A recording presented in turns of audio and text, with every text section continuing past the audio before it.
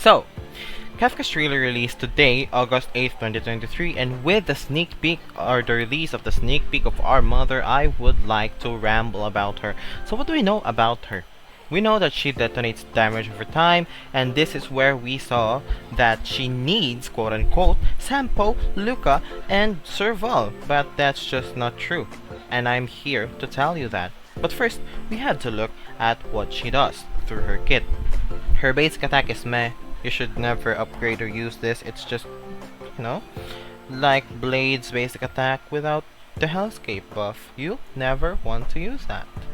Now, her skill is the main star of her kit because it's the DOT detonation, not only hers, but also other DOTs, which is also one of the arguments as to why she quote-unquote needs Sampo and Luca. Now, her ultimate is good. It's basically how where her DOT scale from. So if you want her DOT damage to be big, you would want to upgrade her ultimate. And at A6, at Ascension 6 Trace, at level 70 over 80, this can also detonate not only hers, but also others' DOT. So, you know, she's all about DOT.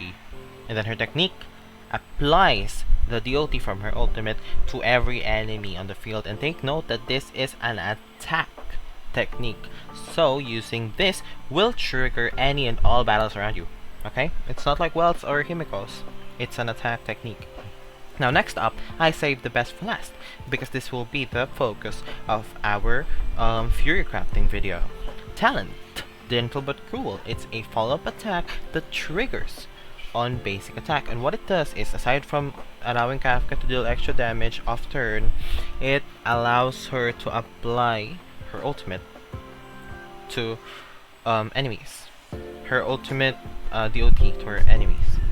And another thing about this is, aside from it triggering off Kafka's turn with the basic attacks, it also refreshes on her turn. So with an emphasis on turns, I think you know who I want to pair her up with. I was thinking, what if we put Mother and Mother Issues in one team? And this is also a way for me to cope about my E1 Bronya. Like, the game decided to give another Bronya to me on Silverwolf's banner, which is, you know, another Bronya face. Why would you do this to me? Anyway, so what do I plan with Bronya so that she can work well with our mother? Now, I would put Von Walk on her, and this is not just for the energy regeneration rate, although that is very nice for Bronya. This is all about the 40% action advance at 120 speed or more, so that she goes first in every battle, guaranteed. And because I want her to basic attack there, so that she triggers Kafka's thing even before Kafka's follow-up attack, even before Kafka's first turn, so that follow-up attack won't be wasted, you know. Anyway, after that, I would like to build her survivability, because she's just there to buff the team. She doesn't want to deal damage. She doesn't have to deal damage, because if she does, if I gear her for damage, she will die. And a dead Bronya cannot buff, you know. Anyway, aside from that, I would also like to emphasize that Kafka's follow-up attack triggers on basic attacks. So I want other supports that capitalize on basic attack as well. Natasha doesn't use her skill much. You only mostly use it for cleanse. You know, Luocha would be a better candidate for this, because he is known as an SP factory. He'd be very good for this team, but just to make it a little bit more F2P and to make me cope with losing out on Luocha, I would like to nominate Natasha for one of the slots, and the other slots would be Pela. She's just good. Like, the defense down is amazing for the DOTs, but the fact that she uses her attack more than her skill, and her skill is mostly just to remove the buffs, especially the revive ones. And you might say, oh no, like, bringing Pela there, putting Pela here against the Sanctus Medicus enemies makes her very SP negative, and you don't want to bring Kafka to the Sanctus Medicus enemies anyway, because those is, I mean, the big baddie only, the one with the lifesteal and the spear, is actually lightning damage resistant. So you don't want to bring Kafka there.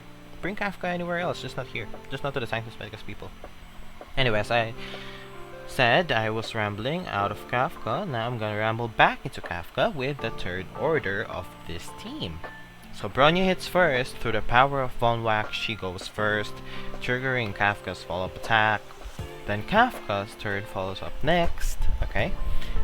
Just to note, this is speed tuned to happen. Like you have to do expansive speed tuning just to make this happen. Which might take a lot of work, but it's fun if I or you or all of us could pull it off. Those Kafka Wander's turn havers tomorrow. So Kafka's turn triggers, refreshing her charge for the follow-up attack. Okay. And what she does on her turn is, of course, use her skill on the enemy that Bronya basic attacked on. Then, Pela basic attacks, triggering Kafka's follow-up attack because it recharged. And then, using the fact that Bronya has a trace that advances her action forward when she uses a skill, there's a chance that Bronya can go even before Natasha. So if she has like very high speed, then you hit with basic attack. She goes before Natasha.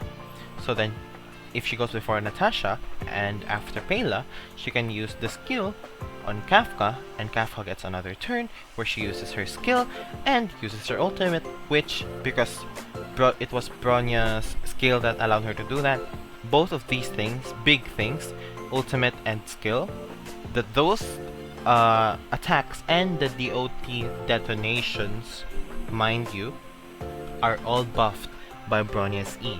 So, you know, it's just a lot of damage. Now, to end this rotation, Natasha basic attacks and, you know, triggers another follow-up attack and another DOT application, which wouldn't really matter. But, you know, it's just good damage. Anyway, the pros and cons for this turn order. We'll start with the pros.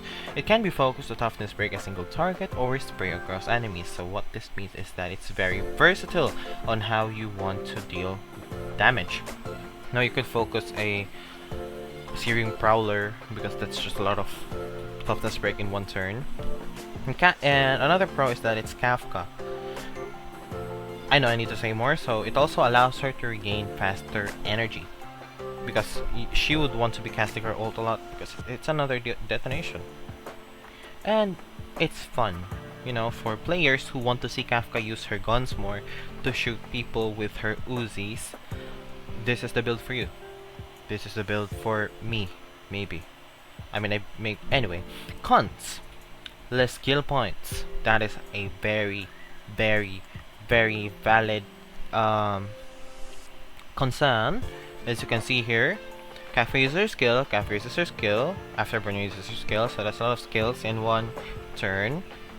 But, yeah, that's a very good concern, and I will answer that in the next slide. But the other con here is that survivability, so you might need a stronger solo sustain, which makes me cry about missing Luocha again, but I don't really have anything to say because I don't have anything to say because Natasha, and I'm just coping anyway. To answer the skill points cons concern, I would like to present you the skill point computation of this rotation. So we start with 3. You can start with 4. You know why? Because Natasha can go for the passerby set and start with 4. I'm just saying. But after this, you might not even need to, because when we start with 3, Bronya uses her basic attack, so it goes up to 4. Kafka uses her skill, so it goes down to 3. Pela uses her basic attack, so it goes up to 4. Bronya uses her skill, so it goes down to 3. Kafka uses her skill, so it goes down to 2. And Natasha uses her basic attack, so it goes up to 3. It's SP neutral. What more can I say? This, I would say more, because it is not even considering the 50% chance that Eidolon 1 Bronya could be useful. That it negates SP cost. And that means we could float one skill point here and there, considering if we don't need to use Pela's skill or Natasha's skill to cleanse buffs and debuffs respectively. Now, another thing to consider with the SP floating thing is that Bronya's signature light cone can help do that. You know? Because not only does it help another rotation faster, because Bronya could use her ult a lot more from the energy regeneration from the light cone, but it also regenerates a single SP when casting ult, and it's every other 2 ults. The first ult you have in this battle will always restore SP, so that's always good. And then also, aside from those 2 possible sources of SP, Bela might need to preemptively use her skill to remove a buff, so that's a negative SP gain. It actually subtracts SP, but it is again a very rare scenario that you have to use Bela to remove a buff, because mostly you bring Bela against those Shinjua enemies, the Sanctus Medicus people, and again the big baddie there is lightning resistant, so you won't even bring Kafka there. And another thing to consider is Natasha could use her skill from time to time to save allies or to remove the buffs from allies. Anyway, this all happens on cycle 0, so there's no need to cast any heals from Natasha at all for the first rotation, at least. For the second rotation, there might be a need. But for now, let's just assume that there's no need. That would be just a lot of damage. And speaking of damage, this also deals a lot of damage to toughness shields. That rhymed. 3 times 30 comes from the fact that there's 3 follow-up attacks in this scenario. And a single follow-up attack deals 30 toughness damage. Now the 60 plus 60 comes from her skill. 60 on the main enemy and 30 on the 2 adjacent enemies. And then we also have 60 from the ultimate. And even if there's just 1 ultimate cast here, I put 3 because that's how many enemies I think on average would be hit by her ultimate. And considering or assuming that they are all toughness, or they all have lightning weakness, it's 510 toughness damage across the board. Now, the nature of this SP rotation might be the fact that there might be a need for alternating cycles in terms of downtime for sustain and SP floating. But I think if you manage it quite well enough, it will just have no downtime at all, and Kafka could just keep using your skill, which would be very great. It would be very amazing. And for you whales, it can make, or you know, us that might make critical based Kafka, it can make her viable because of just how many attacks she gets. And with the many attacks she gets, the more chances of critting she will have. Another thing here that I didn't put because this is for whales is your E6 Bronya. The 50% damage, because E6 Bronya raises from the 1 turn restriction to 2 turns, meaning Kafka and her DOTs off turn will deal 50% more damage all the time, starting after the first Bronya skill use on the very first rotation. Because after that, since it's every 2 turns, Bronya could just keep refreshing Kafka's 50% damage buff. So that's just food for thought again. Now, thank you for listening to my ramblings. That's all my ramblings. And to clarify, I am not undermining the strength of DOT focused Kafka.